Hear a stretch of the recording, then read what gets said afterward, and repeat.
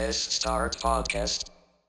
And welcome back to the Press Start Podcast. I'm your host, Vic, aka Mr. Never Chill, and this is episode number 152. And this week, I do welcome back Scott, aka Scobie1. What's going on, bro? What is not much, man. How's everybody doing tonight? Good, good. And on the other side, we got Roger, aka Lunatic Oblivion. How's it going, man? Hey guys, how are you? Welcome back, welcome. It's been about give or take a month Mhm. since our last show. Obviously, we celebrated Christmas, New Year. The Game Awards was awesome. That was a great show that we covered. Feels like last year we haven't done this since last year, man. Yeah, it's pretty crazy. Obviously, we've been busy playing some games too, so obviously we're just gonna dive right into that.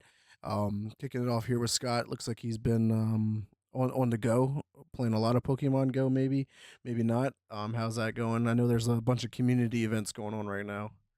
Yeah, the community events have been great. They've been really fun. Not too easy to achieve, but still pretty easy to achieve. So you get back in there, you're like, I can do this. That's cool. Or it's like catch Pokemon for 1 day, 8 days, like all this good stuff. But it's been pretty fun. The rewards were lackluster as usual. But things were pretty good. It was the Dual Destiny quest line, and then just the normal dailies or community days and stuff like that. But it's been pretty fun as always. Yeah, yeah, definitely. I was trying to play like here and there over the past few weeks, and one of my good friends, he was just like, "Yo, who still plays Pokemon Go? I haven't played since it came out. Add me." And I was like, "Yeah." He put it on Facebook, and I added him and stuff like that. And I was just like, it's just one of those games that you could just not play for a long time and then hop right back in, and you're good to go. And like, it doesn't change that drastically where you have to like relearn mechanics. Like, it's a very simple and easy game to play. Oh yeah, nobody forgets how to catch Pokemon. Not at all, without a doubt. And obviously, me and you, Scott, have also been playing Pokemon TCG Pocket. I'm not sure how your collections are going, but right now I've just really been working on the new set that came out, Mystical Island, and I think I'm 2 cards away from completing that set now. I need the Cerebi EX card and I need the Pidgeot EX card, and that is it. So funny story about Pidgeot, but the Cerebi EX card was the first card in the first pack that I pulled. Did you pull Um, the special looking one where it like goes into the card and like goes around in the Pokemon world, or just the card number 3 of the no, set? it was Again? just card 3. Okay. It was Yeah. just card 3 of the That's set. the one I'm missing. Um, I got the special one. I was like, I didn't want the special one. I want the Yeah. one that actually counts towards Yeah. the completion of the Yeah, set. and I have like 6 different. I have like 6 different special edition superiors, but no, I can't get a fucking. I can't get like a basic Pokemon to save my life. That's what I did with the genetic Apex. So I spent maybe like the first week and a half after Mythical Island came out back in genetic Apex because I needed 3 more cards to collect the 151 Kanto Pokemon to get Mhm. my special Mew card. Yeah. That's all I wanted. That's all I wanted, and I just spent days trying to get Pidgeot. So much, I so still don't much, have to the, Pidgeot in that set either. It's so, okay. so much to the point to where I went through and I bought. I got enough packs and opened enough packs that I got 150 pack points and just bought Pidgeot. Just bought him, And and then he probably appeared in your And I next did- pack that you okay. opened. No, but that did happen with Beedrill because I Yeah. needed Beedrill, Gyarados, and Pidgeot. That was all I needed. And I bought Beedrill, opened Beedrill like 3 out of the next 5 packs. And then I hopped over to the Pikachu set expansion, got Gyarados first pull, never looked back. And then I spent a week and a half looking for that goddamn Pidgeot card. Yeah, it's pretty Like, brutal. Yeah, it was ridiculous. But yeah, I'm enjoying Mythical Island. I like what they're doing here for the New Year quest and stuff like that. They're definitely making it easier to get packs. Yeah. They're making it easier to get the hourglasses. They're doing a lot of stuff to make it just easier because for a while you hopped in, did 5 minutes of gameplay, opened your pack or 2 or 3 if you're bougie like that, and then you turned it off for 12 hours. Yeah. Yeah, If it's, you it's really definitely wanted to been be awesome good because they had battles. added those like extra challenges. Like if you log in one day, you get a pack, but they had like a 7-day challenge or whatever, and you could just keep logging in and getting more rewards. So that was definitely Yeah. awesome. Yep, and if you wanted to do battles, you could do the computer battles. But after that, like if you wanted to go into versus, it was hit or miss. You'll win or you'll go in and somebody's an absolute whale that's got the special edition card sleeve coin and play So, that. like, And you're he's been just like, playing a well, long time. forfeit immediately. Yeah, clearly, this guy has spent money. But enough of Pokemon. Let's talk about Roger's trading card game that he's been playing a lot, which he actually won a match right before we kicked off, and it's MTGA. How's that been playing? Is there a new expansion out for that or anything like that? Well, Innistrad Remastered hits in paper in 2 weeks here, but like in MTGA, we're just kind of just waiting for the next set with which is Aether Drift in late January, February. So it's a little ways off, but it's definitely been playing well. The meta kind of sucks right now in standard, Mhm. just because of some of the cards that exist right now. It's a very fast-paced meta, so there's a lot to just like aggro decks, Yeah. aggro everywhere, and that's all people are playing. So it's a fun game, but it's definitely the meta has changed a lot since Foundations dropped. Do you think it'll probably change again when the new one drops in later this month? Aether Drift, I think, does a standard rotation, and if I can't remember if it does or not, but that being said, the next rotation will be huge. It's gonna do a lot for the game, I think. Yeah, yeah, that's exciting. All right, I want to talk about one of the games I beat right at the end of last year. It's also a game that released right at the end of the year, so it did miss like every nomination for any awards for the Game Awards, and that was Indiana Jones and the Great Circle.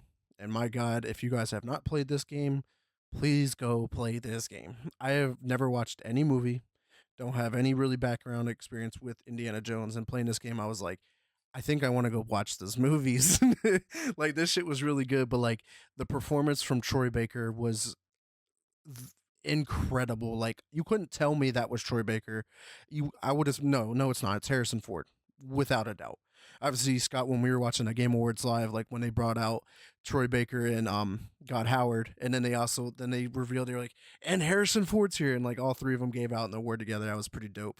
But yeah, like that game through and through is a phenomenal game. I played through a lot of the side missions and stuff like that. I just felt really hooked into that game, and I was just like, this game could really win Game of the Year in next year's. If we remember it. But no, Yeah. but the thing is, it will because it comes out on the PS5 in March. It's going to get like True. that re-release to put it in the forefront of everybody's mind again, and it's going to have that chance. It's been winning a lot of like Game of the Year awards for like all of these smaller companies that didn't like have a set deadline for games, and they were like, "Yep, this is it. This is the game." If not, it's at least it's Xbox's best game of the year. So highly recommend it. It's on Game Pass. If you're a PlayStation user, wait until March, spend the $70 and buy it because it will be worth the money. I promise you. Or spend the $600, go get an Xbox, play it now. For free. Or just get Game Pass on PC. Yeah. Game Pass on PC. Many ways to play this game.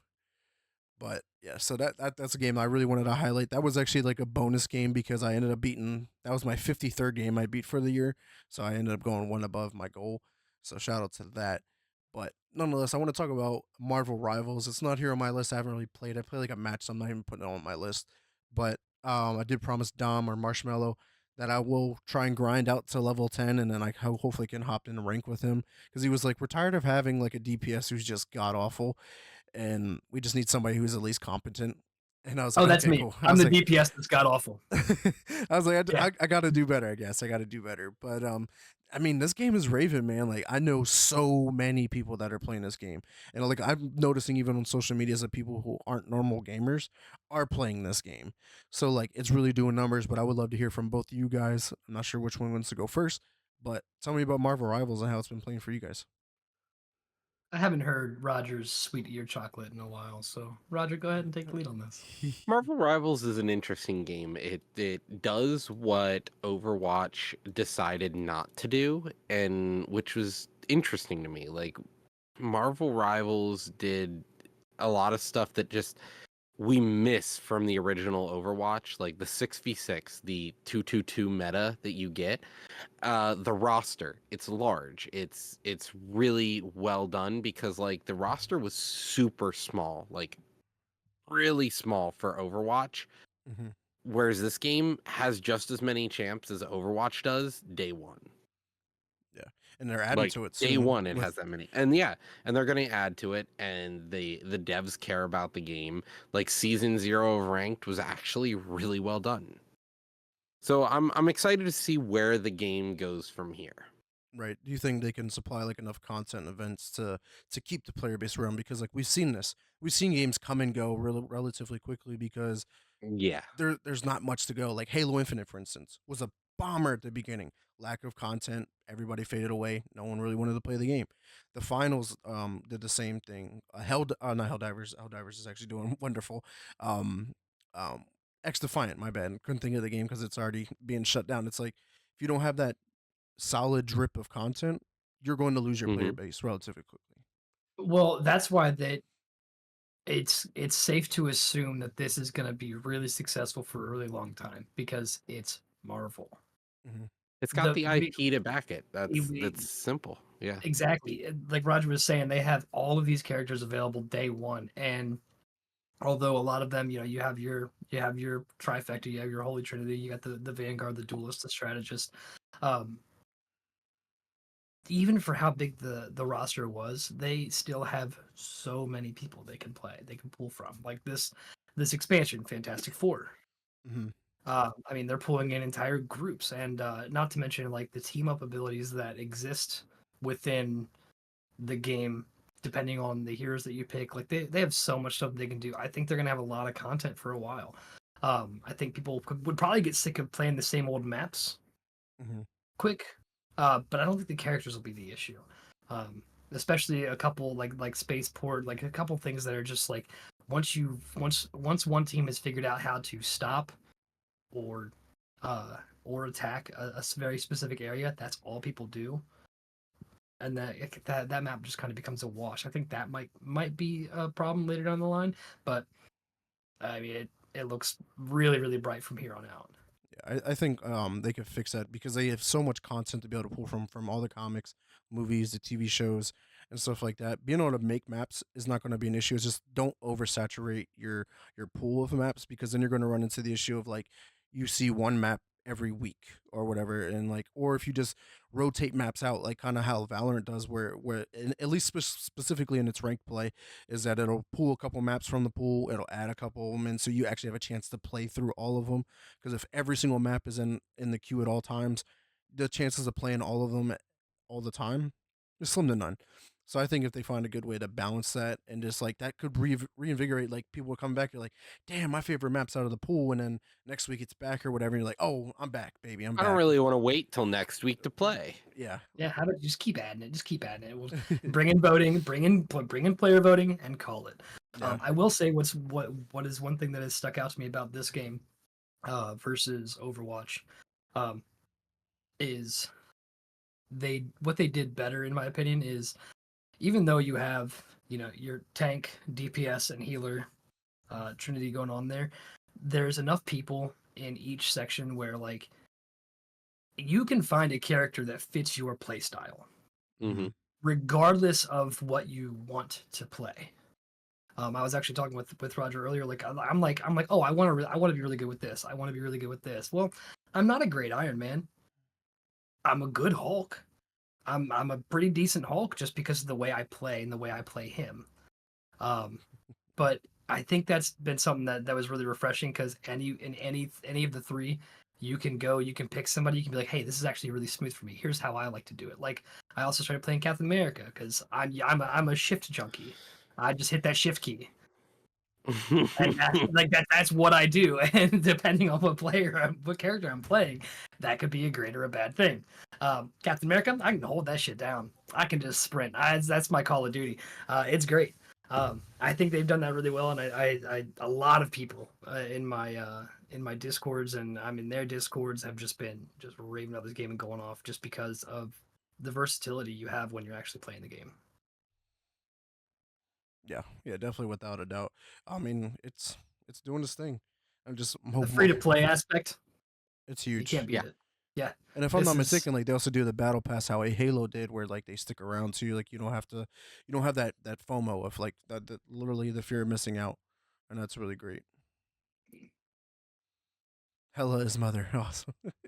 Hella is Look mother can for eat a sure. fucking dick, And bro. she will, and when she's done with that, she will eat the rest of your team and their dicks collectively. Really, it's She's a beast. I cannot wait. I cannot wait for the rotation. Like the nerfs, whatever they're gonna do. I am excited for what it's to come. Jeff is a war criminal. Dude, I played last night with somebody who was probably the most masterful Jeff that I've come across, and it was bonkers. Absolutely fucking bonkers, and it was the most hilarious thing to see. Jeff is a war criminal, but if you think you saw him recently, no, you didn't. He was somewhere else. I definitely agree with you in human because I first created my profile obviously on Xbox, but with my new PS5, like I wanted to download it and check it out on there and see if the controller does anything special. But it's like you had to create a whole new account. I'm like, I'm not working on two different accounts to play the game. No. Like you should have like a cross save feature. Like that's just standard now in video games for the most part. Give or take. I mean, especially with something this early, we could see it down the line. Probably shortly because a lot of people have been bitching about that. But I mean, it was just like, what patch 8 for Baldur's Gate 3 has cross save. Patch 8. Yeah, it took a while. The last patch, if we're not mistaken. Yes. They finally got it in there. But let's go ahead and talk about another multiplayer game that has been doing everything right from the very beginning, and that's Helldivers 2. Roger, I know it's not here on your list, but I threw it on my list because it was a game that me and you actually got to play the one day together, and that was the first time I actually got to play with a friend, and it's a night and day difference in that game. Like, yeah, you can hop in and just mindlessly play the game, but it's way better when you're playing with friends. Honest to God, and it's just like I don't know what it was, but our missions were very fucking chaotic. I've never played anything more chaotic yet.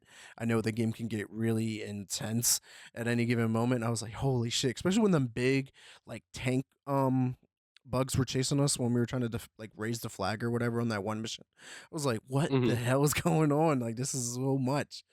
But yeah, what's your thoughts on Helldivers 2, and are you looking forward to checking out some more? I honestly want to play a bunch more Helldivers too. I thought it was a great game. The biggest problem I had with it is just when people join or trying to play, sometimes it would literally just like crash us out of the game, and then I'm like, oh, gotta re-queue. Honestly, I should have just gotten it on PC and bit the bullet and just paid the extra because I know it was on sale for the PS5, but I should have just gotten it the other way.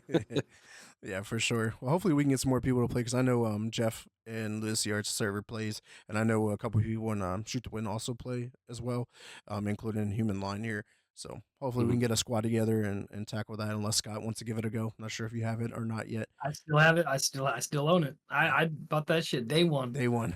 I bought that shit day one. Played it for about a month, and then I just kind of fell off when a lot of it did. Yeah. But I still got it. I still got the icon right here on my desktop. Yeah, so we'll have to give that a go. One last game I just want to cover is Roger, your PS2 game, Xenosaga. How has this been for you, man? Is this bringing back a lot of throwback. memories? It's such a throwback, and it feels so good.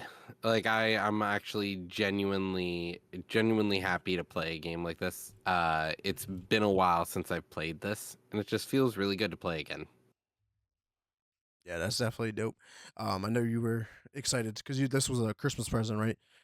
And and then mint condition too, if I'm not mistaken. Not Xenosaga. Oh, She the got other me one. Steambot in mint condition, which is pretty cool. Yeah, you almost went. Did you already open that one? Because it's like, man, do you open it? I haven't opened it yet, but I definitely am going to. It's just one of those things where it's like I'm just waiting till I get to that point to open it. Yeah, that makes sense. All right, guys. Were there any other? Actually, one last game for me, I guess, is Ghost of Tsushima. I can't say I guess because like this is the game that's consuming my entire life. Since starting it, I think I'm about 33 to 35 hours into the game. Just finished Act 2, moving on to the final act, where if anybody's familiar, like you have to go around and collect these different armor pieces, and you're eventually going to go fight the Khan. And my God, Roger, when I was telling you, I was like, this game is legitimately a masterpiece. Like, I do not know how this game did not win Game of the Year in 2020, but like, I know 2020 was a completely stacked year. If I'm not mistaken, Last of Us Part 2 won Game of the Year that year.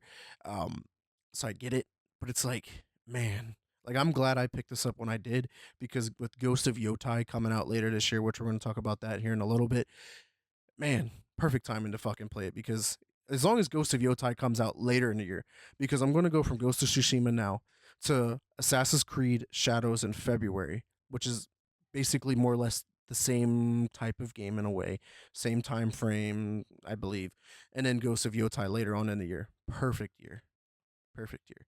So yeah, I'm looking forward to that. I can't remember, Roger. Did you play Ghost of Yoshima or Tsushima? Sorry. Yeah, I beat it. Yeah, I beat it that's like right. when it came out. Yeah. What It about was you, so Scott? good. Not you, I Scott. have not, but it is available on Steam in the winter sale. Unless Yeah. that's over, I think it's over. Shit. Yeah. So yeah, if It anybody has was. not played it, go play this. This is a complete masterpiece from every aspect. Like every side content in this game is fun. Like going through all the fox dens and doing the different haikus that you can create, or going to the little spas, because that increases your health, or the bamboo strikes where are challenging at times, especially when you get to like the level 3 of them, and you're trying to Mhm. like mash all the buttons and like memorize them and stuff. So yeah, it's definitely a lot of fun, and looking forward to beating that hopefully in the next week or two. But I'm also trying to platinum this game on PlayStation. Like I don't really have that many left to get. It's really just clearing out all the missions and beating the game pretty much is what I have left. So we'll see how that goes. But that is all the games I think we should cover this week, but we'll go ahead and move on to the gaming news since we do not have any industry news this week.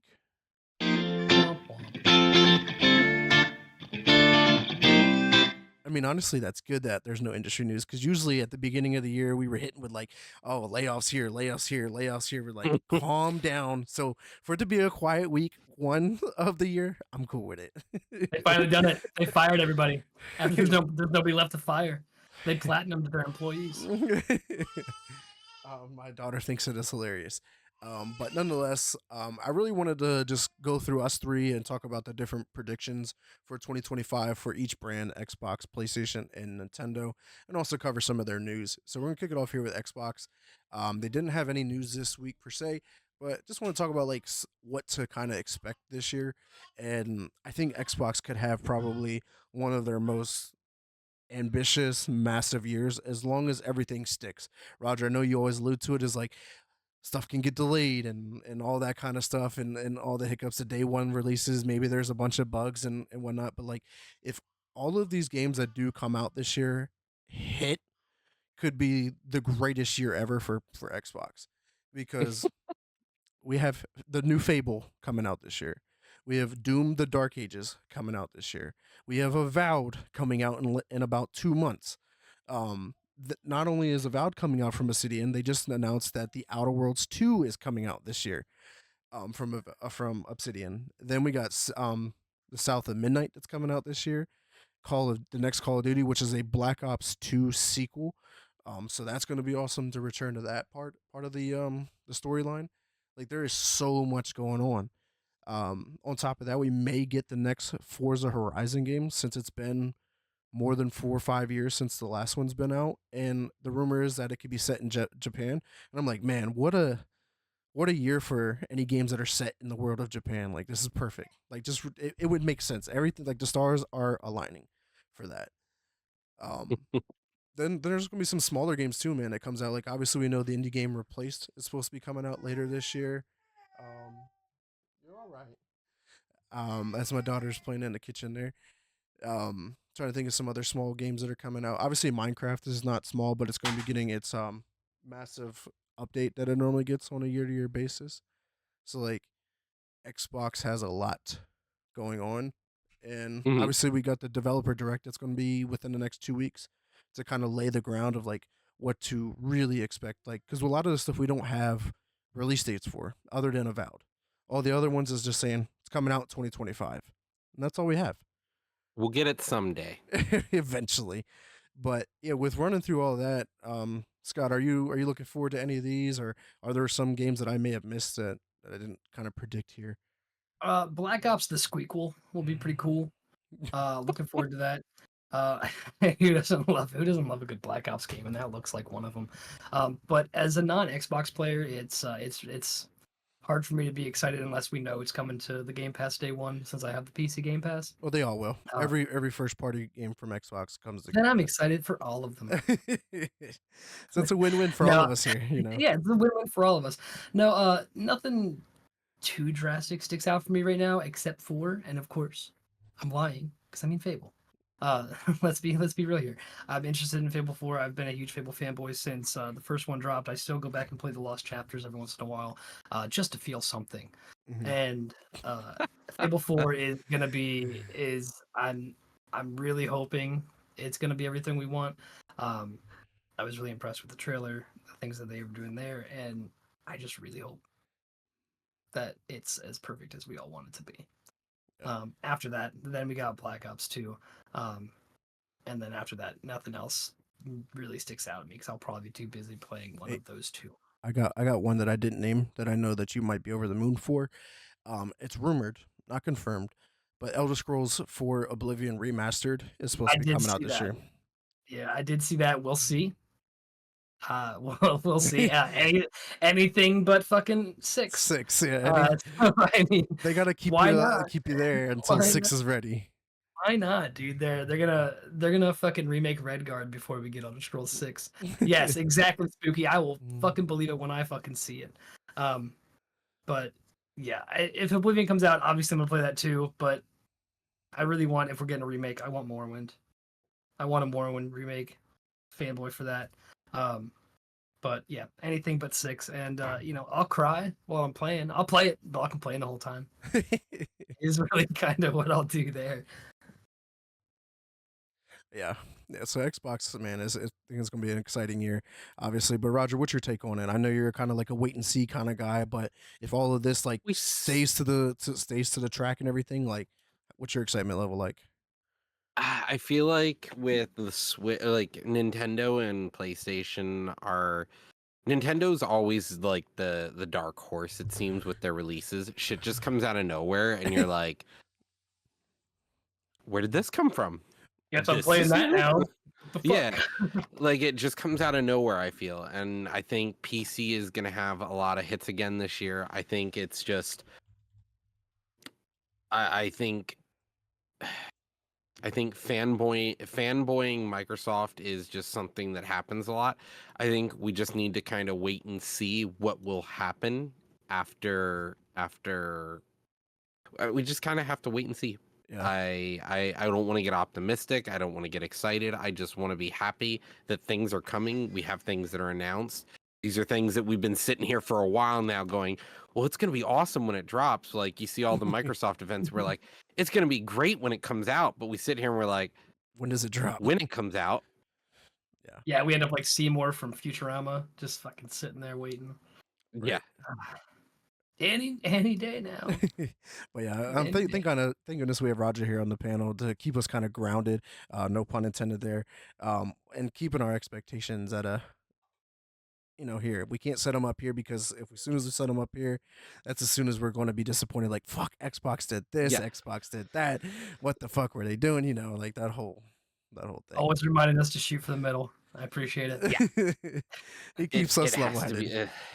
It feels like that a lot of times lately. It's just like we're like, oh, look at all this shit. Microsoft has all this stuff coming. It's gonna be exciting.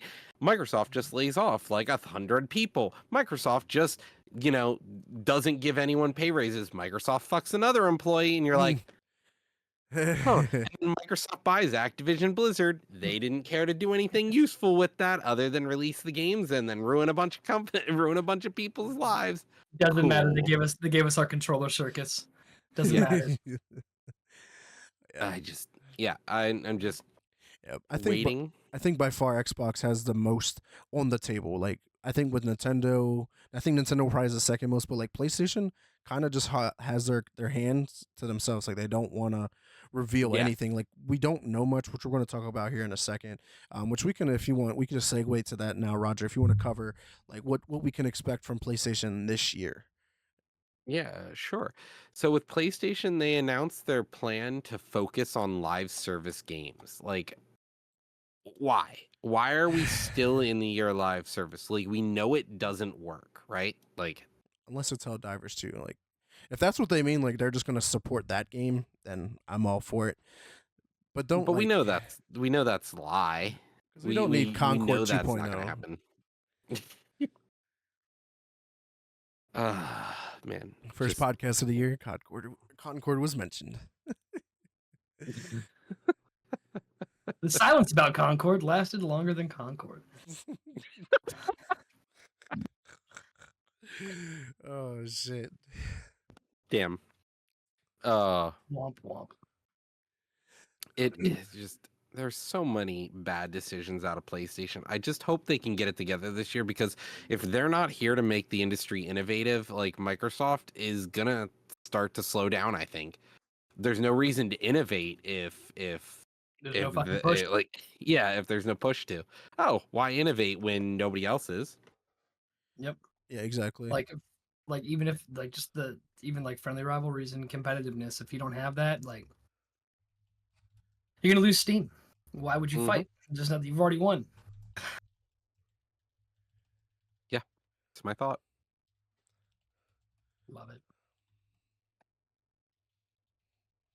All right, so the next thing up here, the devs at Arrowhead Studios chief operating officer has stated that they are fleshing out a high concept for the next game.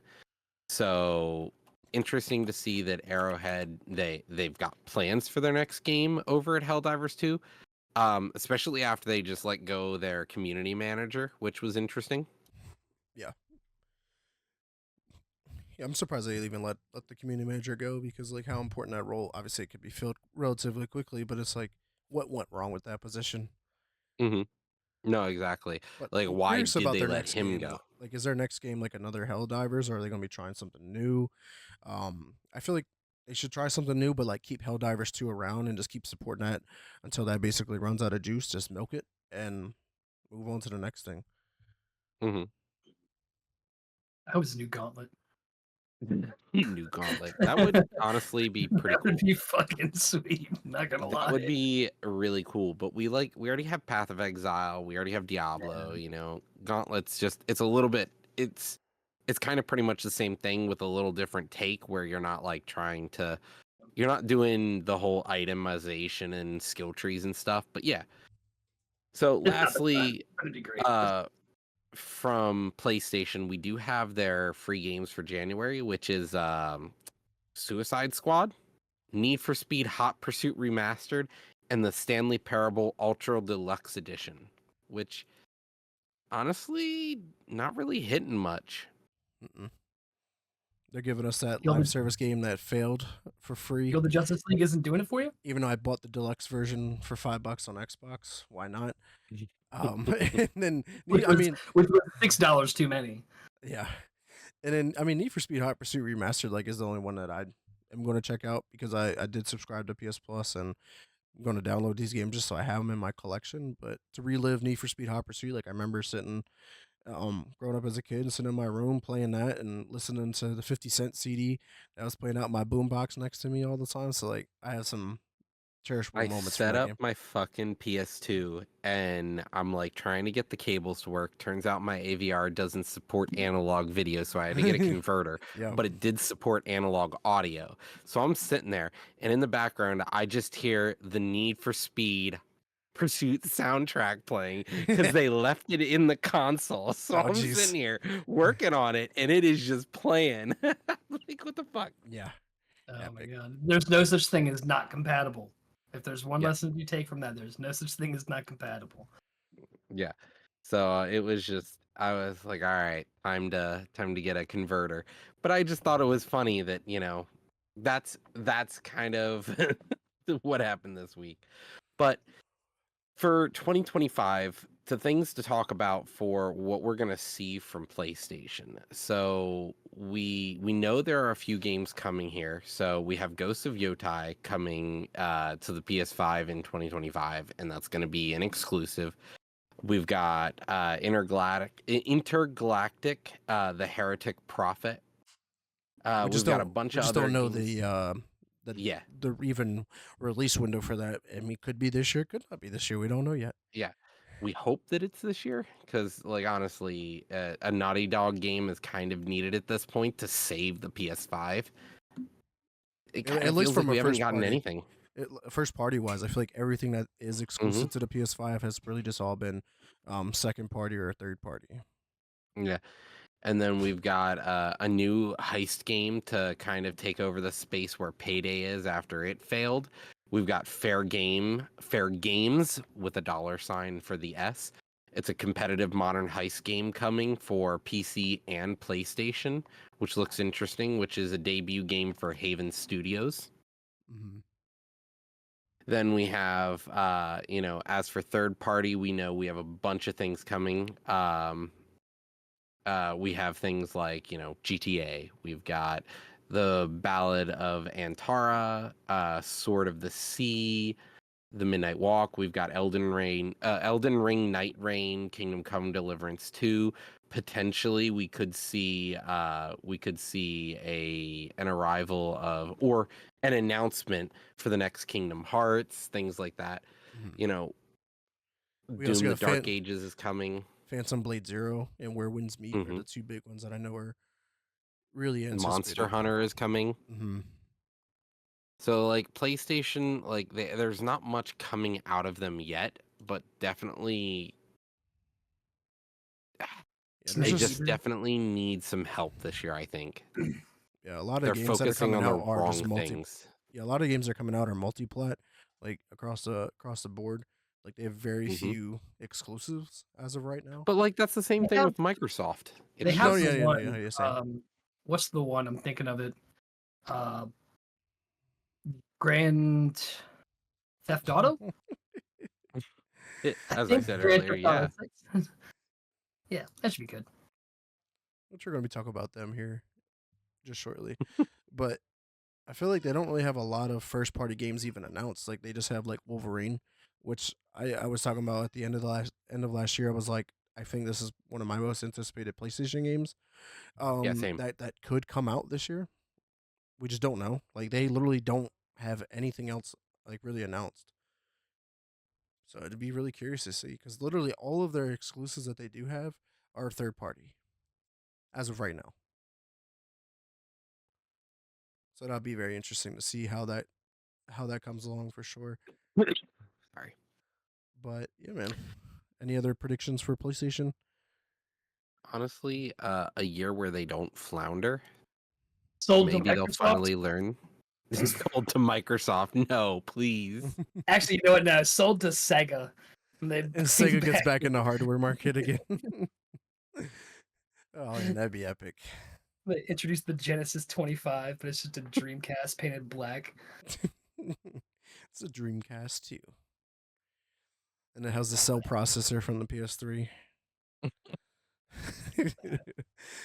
But all right, yeah. So that's all the PlayStation news and coverage that we wanted to take a look at this week.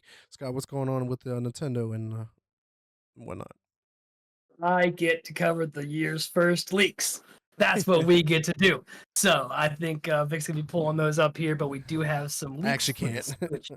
You can't. That's awful. Yeah, you can drop the links into the chat so they can go do it. Yeah, I'm gonna go ahead and do that. Let me grab these links. Where'd they go? Yeah, my man, you gotta get that. Unless we want to have one episode this year and have to create a whole new channel. You could nah. That's why people won't remember it. So the first one here, if you'll follow along in your textbooks here with me, we're on page leak 1, which is the first link that we had put in here. And what you're gonna see here is a patent appears to actually turn it 394. Yes, actually. Thank you. Oh no, I'm not a robot. Then that page says go to this page, and then this page says go to that page, and then it's just like someone drew a dick on someone's face. It just says butt in the top right of the website. So one of the leaks that were the first leak that we're seeing here, that first link that we put in there is that there was a patent that apparently supports claims that the Nintendo Switch 2 will actually utilize DLSS style upscaling technology. DLSS is a deep learning super sampling. It's not exactly that. They're saying it's something like that, but essentially it's where it's going to use AI to upscale the resolution of games. The reason I'm saying it's not that exactly yet is because that's really solely NVIDIA, and I don't know if we know if NVIDIA has been tagged as their hardware maker. So it's going to use AI to upscale the resolution of games, allowing developers to achieve higher graphic settings and better frame rates on weaker hardware. So even if the hardware is not going to be as beefy as its other console counterparts, we're still going to see a lot of graphic upgrades. We're going to see a lot of basically smoother gameplay. Things are essentially going to look better in a sense. Yeah, it's similar to like the PSSR from PlayStation, but that's the first leak.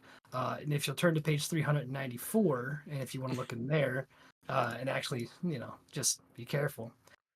There's actually a leak of what the Joy-Cons could look like. So it looks like a nice little upgrade there. It looks like they're a little bit smoother. It looks like they look wider, probably because I have small hands and they were still really tiny. Mm-hmm. So I think that was a probably a large complaint. So yeah, you're absolutely right, Spooky. Nintendo has never really actually been at the front of the graphical fidelity, but that never mattered for them. That's never mattered for Nintendo. I don't think it's gonna matter now. I think it's gonna just be a nice to have versus a necessity, realistically. But the Joy-Cons look nice. They're looking a little bit wider. It looks like the actual attachment piece has a little bit looks a little bit beefier. It's not that small rail that we originally had. But it looks good if this is it. And they're supposed to be magnetic too. They are, yes. That's the other one is the magnetic piece, the magnetic aspect of it. So you're not sliding those metal rails and just clunking your shit. I agree. Disney wider is good.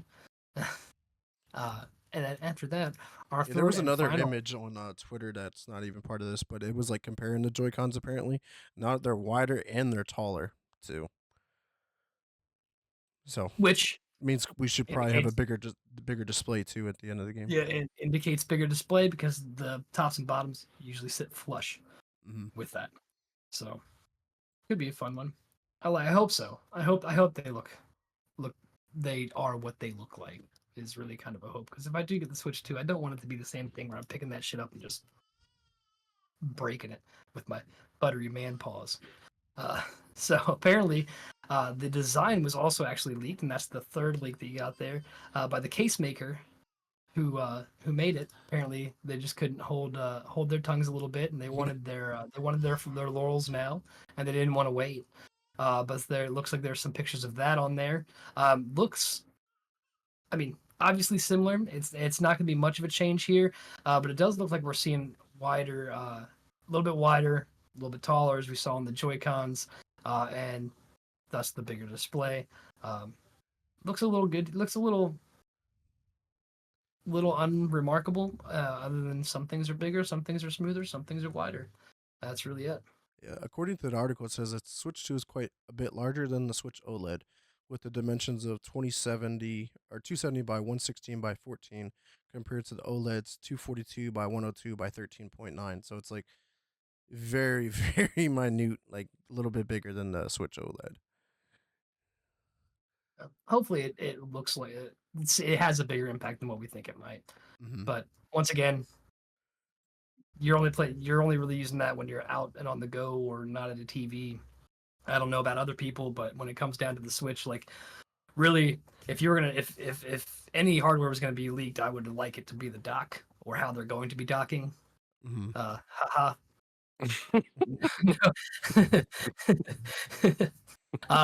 But the dock gets a little weird every once in a while.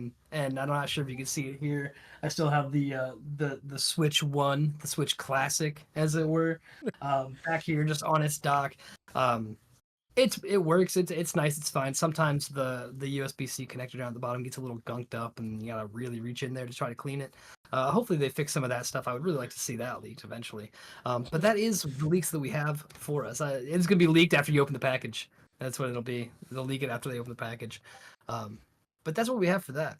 It's so crazy though. Like I don't know about you, but like looking at Nintendo's like main consoles, like they've always been like a dramatic change in everything. Where this almost seems like it's just like another iteration of the same thing.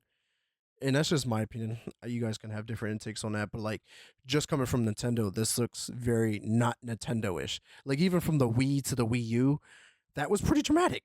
Like, and then from Yeah, obviously like the Wii to the Switch and stuff like that was different. Even the GameCube was different. Like the N64 was different. Like all of them have been a dramatic design difference. Where like the Switch and the Switch 2 almost look identical, just with like smooth. It's just like they mastered it. That's well, my take. yeah, and I was gonna say I absolutely agree that it is off-brand for them to not just have some crazy like bonkers shit come out as the next iteration. But at the same time, they've gotten to the point to where it's basically Samsung phones, iPhones. It's at that point you can only go so far with what you have before you're just doing your tweaks and your changes here, maybe some hardware changes, a little bit bigger of a screen. Because then once you get too big, I mean, what are they gonna? They're gonna sell us a 24-inch TV with Joy Cons. I mean, probably not. But but they'll give us maybe a slightly bigger screen, maybe better hardware, more resistant. They'll be able to do. They'll be able to take their console and give us a little bit like quality of life updates with the actual console itself. Like I was complaining about the dock. We were all complaining about the Joy-Cons. Yeah. And so they can tweak it and they can kind of fine tune the recipe here. So while I do agree with you, I think there's a very good reason behind that. I feel like this is also a comparison to Nintendo's other philosophy. Look at the DS and how many different, very basically iterations of the DS there were, like from the DS all the way up to the 3DS XL. That's basically what I see here now compared to like their regular main console that they normally have. If So, it's not broke, don't fix it. and I just wonder like how Yeah. they're going to track these like sales numbers because like when they look at like most sold consoles, right? The Nintendo DS is grouped into just one fucking category. That encompasses every iteration of the DS. Like, does the Switch 2 then get coupled into the Switch's sales, or is it going to be separated? And They that would be separated. You wouldn't like that would be like Xbox 360, Xbox One, Xbox One S, Xbox One X, like well, all they this good should have stuff. did that with the That'd be like DS saying, then. yeah, but that'd be like saying they're all Xbox. I mean, they're all Xbox in you know Well, in heart in their according to soul. Microsoft, everything is on But Xbox now. So I mean, but where's the lie? The only thing that I own that's not an Xbox is the Nintendo Switch. Like, let's be not honest. even there's a bunch of Xbox games on the Switch. Yeah, I was saying not fucking even. So I get it. But no, this would definitely be a Switch 2. Yeah, Like that's your primary piece there. Like that's like PlayStation 2, 1, 2, 3, 4, all the yeah, way up to yeah, 5 and beyond. I mean, they're all PlayStations, but they're not all PlayStation. yeah. So I agree. yeah. I'm just hoping Nintendo doesn't do, or whoever has grouped these things like that, don't do what they did with the DS. Personally, I agree. But more stuff to look forward to from Nintendo. We do have the 2025 predictions. And they're going to be having some fun with it. They really, really are. So just January alone, we're getting Donkey Kong Country Returns HD. We're going to be getting Guilty Gear Strive. And then we're going to be getting Cuiseneer.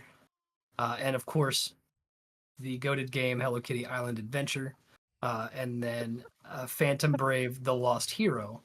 Will be rounding out January, and then into February, Civ 7, and then we're looking at Stories from Soul the Gundog in February as well, and then Suikoden 1 and 2 HD Remaster, Gate Rune, and Can't wait Dune for those. Unification Wars. I was waiting for so that'll be March.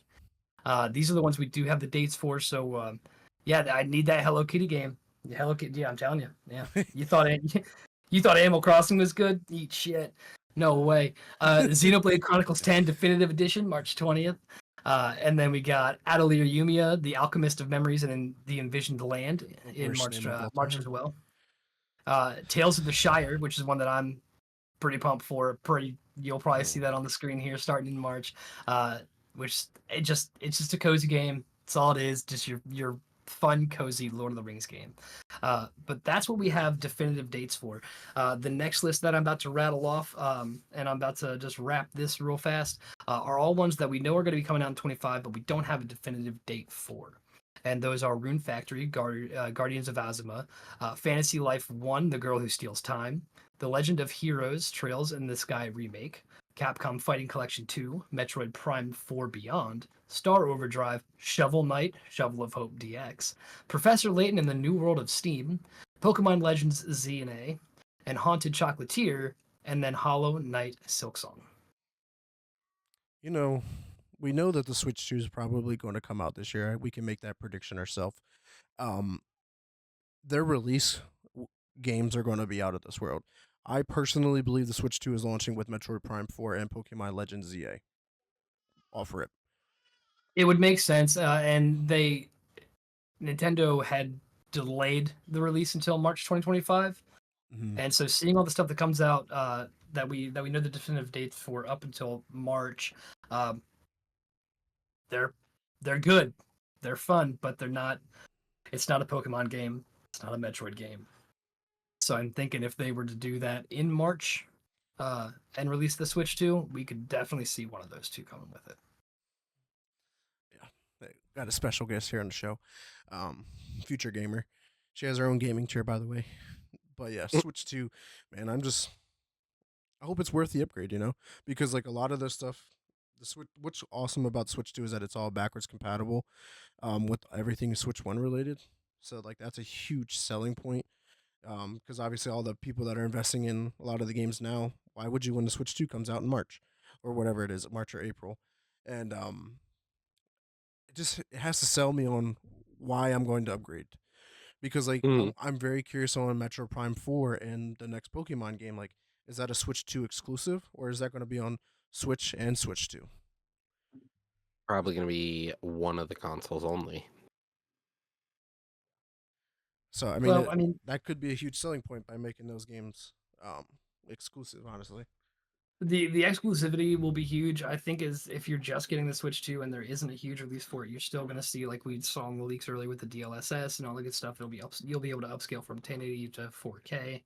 I think I think it will be worth the upgrade regardless of if it comes out with the timed exclusive with the console exclusive or not. I still think it's gonna be worth the bucklages. I mean, we could still expect it to be cheaper than an Xbox and a PlayStation, and still give you the gaming that you're looking for. Because if you're buying a Nintendo Switch, there's reasons you're buying a Nintendo Switch. the real question is: does the Switch 2 also release or come out with a Switch 2 Lite at the same time, or is there going to be a delayed thing? I fucking hope not. But it was it was an interesting like entry point to a lot of people because like the Switch Lite was only like 200 or like 150 or whatever it was. Like it was a very easy way into next gen gaming for Nintendo, and it was great for kids and stuff to be able to get into to Nintendo gaming, and like being able to take that on the go. And obviously like they're not really expected to hook that up to the TV. Like the parents are buying that because they're on the go. Kids, obviously, we know the market's changing. A lot of people are gaming on the phones and like the mobile handheld and stuff like that. So like the Switch Lite makes sense to have it as a secondary SKU, but I'm just curious to see if it releases day and date with the Switch 2, or is it like how will they do with the Switch? The Switch Lite didn't come out to like what 3 years or whatever after the original release. I would say if they're gonna do it, then do it day one because you wanna leave both avenues open. You don't want to shut down one path to gaming on a Switch 2 for 3 years or even a year. Like some people might just prefer the Switch 2 Lite. It really just depends how they see it. Yeah. I mean, here's a consumer, we can be like, hey, this would be really, really nice, but maybe a bigger picture, they're seeing things that we don't. Maybe they want to see how well the Switch 2 does because maybe, there's not a lot of upgrade right in the eyes. You can't see every upgrade. Like we said, it's not a new. It doesn't look like a new console. It's just a little bit bigger, a little bit sleeker, maybe. So, But remember the people last might buy time it. we got an upgrade that was like this was just the new 3DS. Mm-hmm. That's fair. So they could go from that and say, hey, based off of that, here's what we know is going to happen. Big money. Yeah. But then they after the 3DS, didn't they also release like the 2DS or whatever? Like it was something really weird. Yes. It didn't fold. It was just like one fucking flat panel with two screens on it. It looked really weird. Yes. It was so that you could play the new 3DS games. Yep. Yeah, at like a cheaper price point without like the 3D enhancement, which I always turned off on my 3DS XL because like it really fucked up my eyes. I was like, I can't look at this shit. That's fraud, waste, and abuse.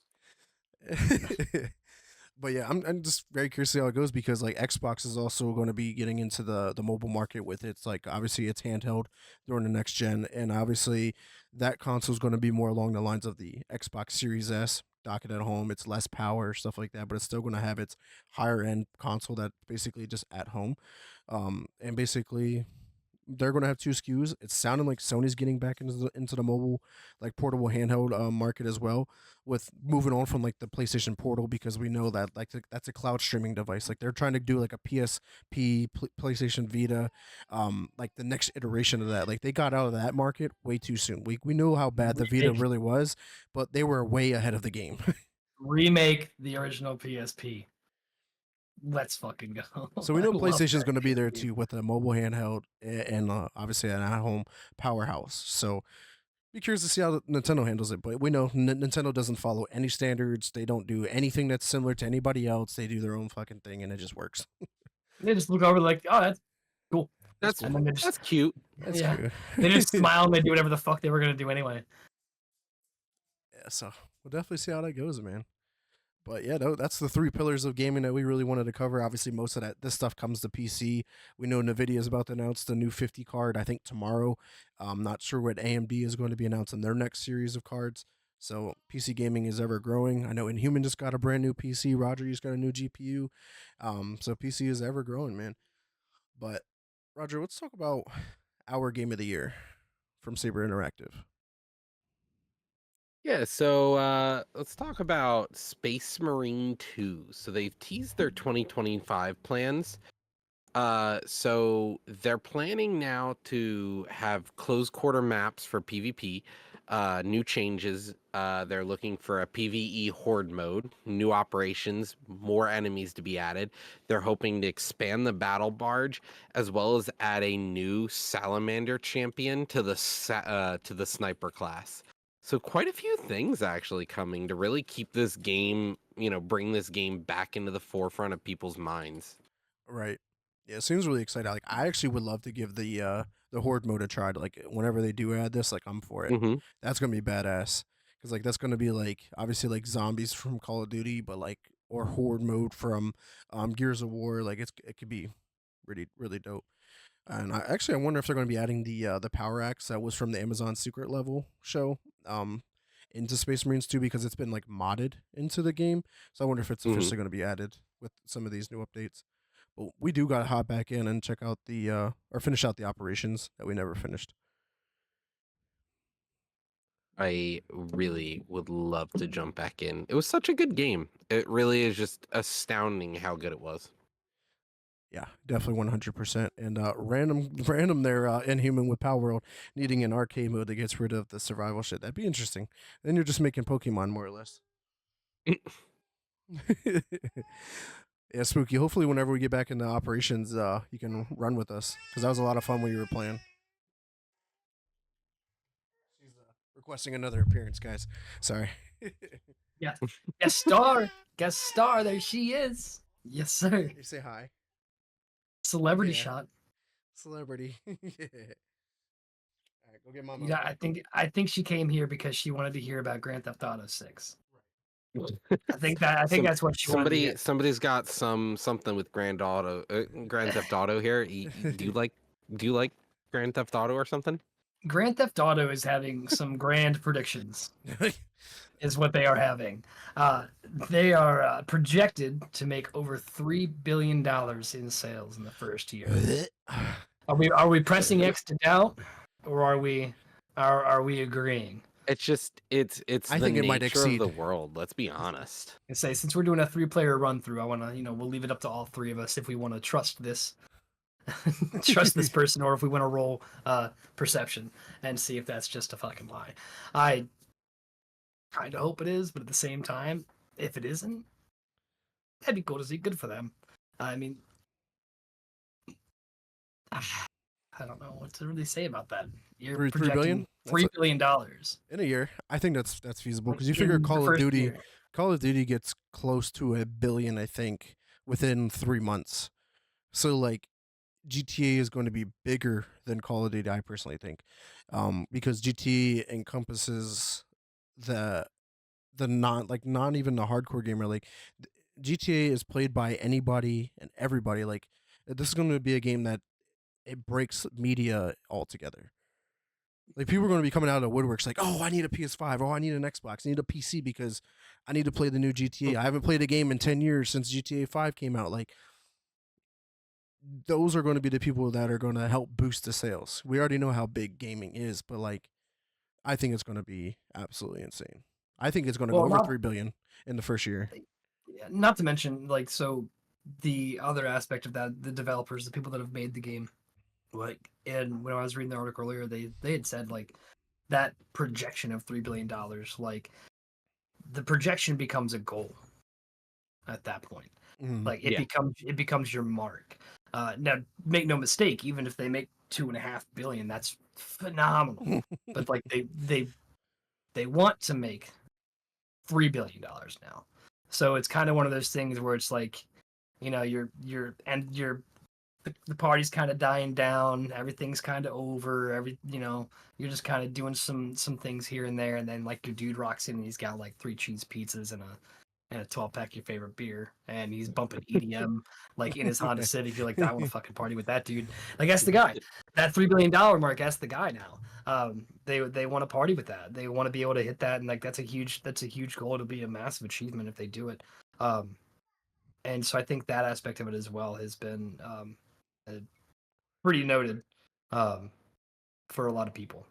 I think what's also going to have a lot to do with it is like how GTA Online is handled, because right now GTA Online is technically tied to GTA 5. Like nobody knows how GTA is going online is going to be handled because they have not confirmed, they Mhm. have not even talked about it. Does this transition to GTA 6 and its new map and its new content, and like does all of the stuff that you did in GTA Online on with GTA 5 stuff still carry along with you? Can you choose what map you load into? Like we know nothing about how that is handled. And once they confirm that kind of stuff, I think that's also going to generate insane amount of money because they print money with that what is it, the shark cash or whatever it is in GTA Mhm. Online. Like that's also what's going to put them over the $3 billion mark. Well, if they just make like a vault edition where you pay an extra $100 to bring your shit with you. Don't give them ideas, okay? I mean, yeah, well, 4 billion. Let's go. Let's go. We can make money printing ideas all day. Yeah. 100%. Yeah, it's going to be insane year for Rockstar. We know that. Yeah. It's or 2K game or Take Two, whoever owns Rockstar in general, because they got Borderlands 4 and the Mafia, the Old Country also coming out this year. So they're not worried about money in the least of ways. Not at all. So we got They know they have a money gun. Yeah, without a doubt, GTA is a money gun. Always has been, always will be. And actually, I'm actually surprised there's no movie or TV show based around like the games yet, at least, because I feel like that can easily print money, without a doubt. Mhm. But let's go and move on. We got last two topics here. First, I wanted to cover this one specifically because it had me like cracking up because it's starting to become old after a while. But Game Science, the developer behind Black Myth Wukong, is claiming that the Xbox Series S is the cause of the release delay for Xbox, and I don't think that's much of a thing to go by anymore because like the game already runs on the Steam Deck, which is a much less powerful version of the Xbox Series S. So like you're already lying there. But then there's a lot of games that use the exact same engine, same specs, up and down the spreadsheet, whatever you want to look at, that already run on the Xbox Series S because Black Myth Wukong uses Unreal Engine 5 and it translates to that console really easy. So it's like you can't blame it on the Series S anymore. Like everyone else was doing there for a while. Like I think Mhm. that excuse is already come and gone. Personally, in my opinion, it's not factual information, but I give you examples on how to prove you wrong is different.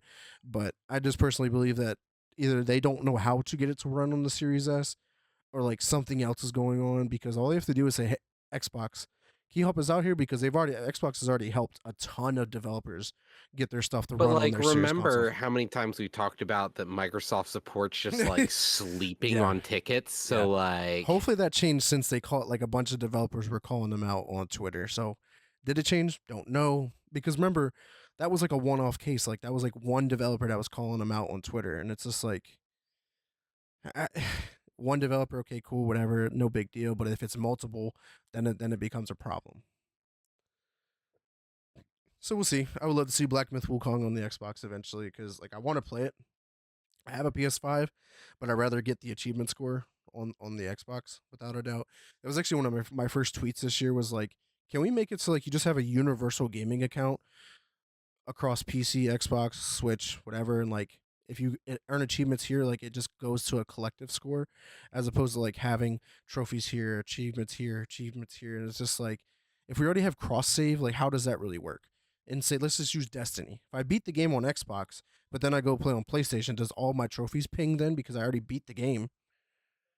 Like I don't know how that stuff works. I don't think it does, but like if the cross save's already there, like it should already pick up like you already beat the game. Here's all your achievements or trophies, or at least have the ability to turn that on or off. Because like maybe some people want to get the achievement score, but then go get the trophies. I don't know. Some people like to do that. I don't.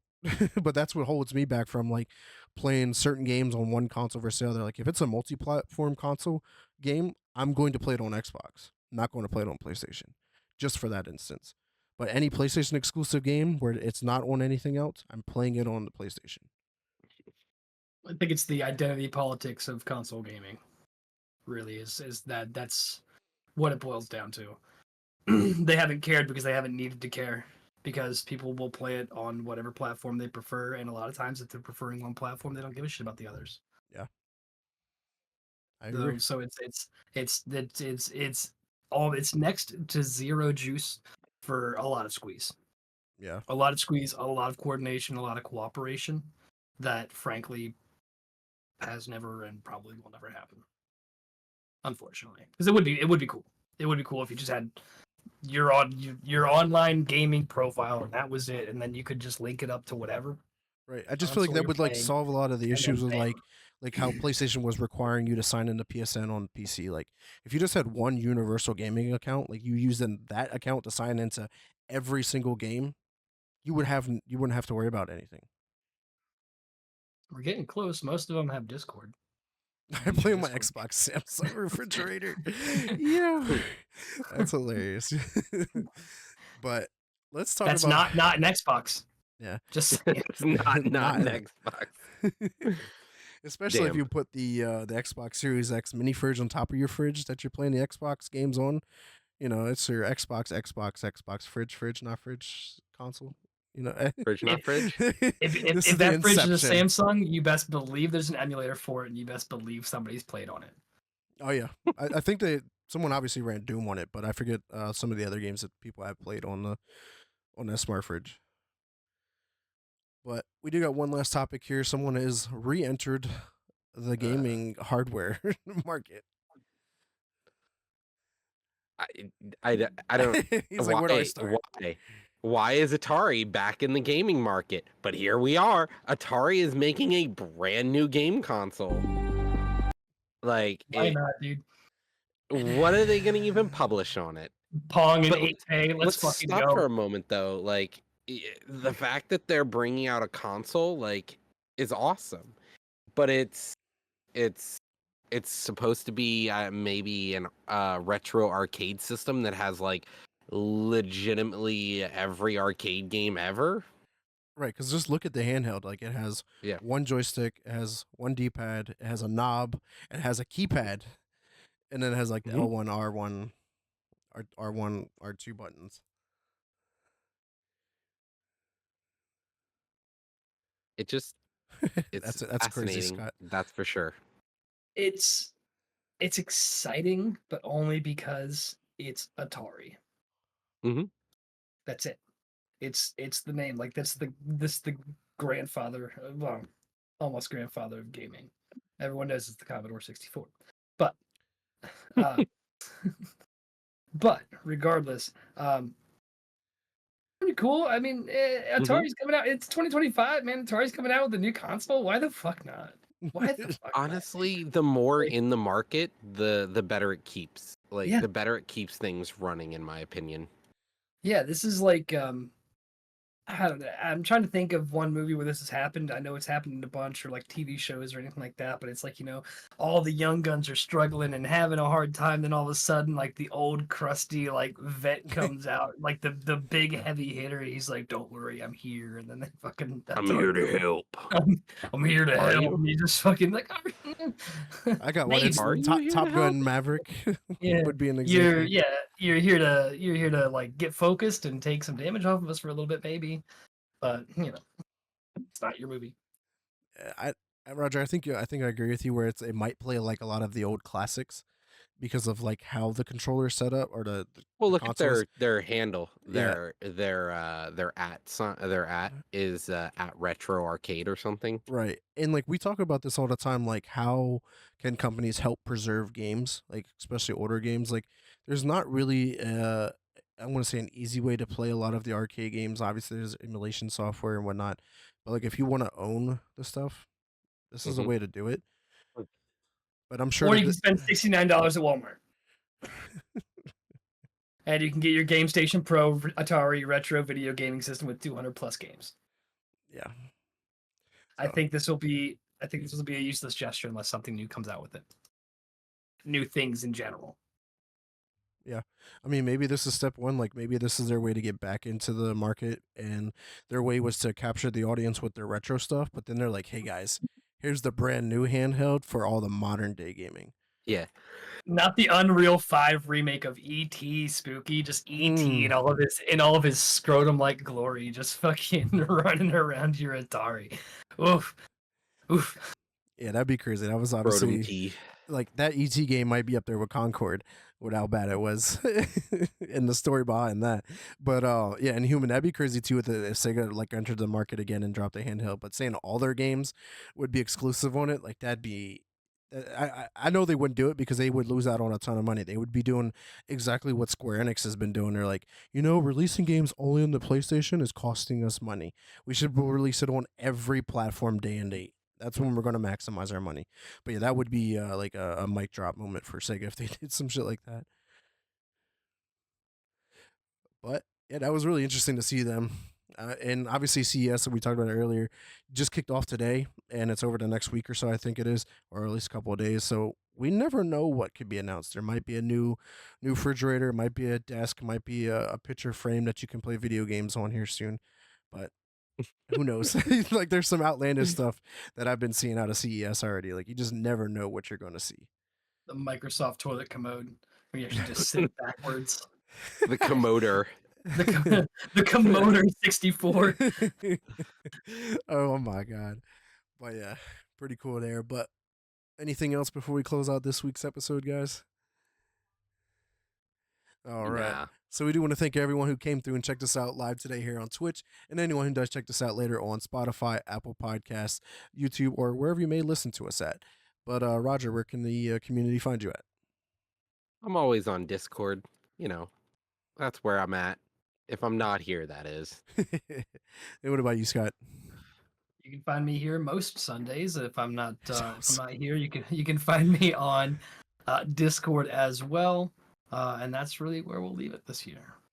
And of course, you can find me at Twitter at Mr. Never Chillin' _ Threads is Mr. Never Chillin'. Xbox is X Never Space Chillin'. I believe my PSN is VBrew24. That's a throwback for anybody who's been a friend of mine and know my original Xbox gamer tag. That is what that was. But Facebook is Vic Brubacher. For any questions, concerns, or if you want to come on the show, hit me up there. And I have not been streaming on my Twitch at all, but I'm trying to figure out if I do want to or not. Still trying to play around with that, but go ahead and give me a follow on there at twitch.tv / Mr. Never Chillin' and stay tuned for any future streams. But we do want to thank everyone again. Until next week, peace.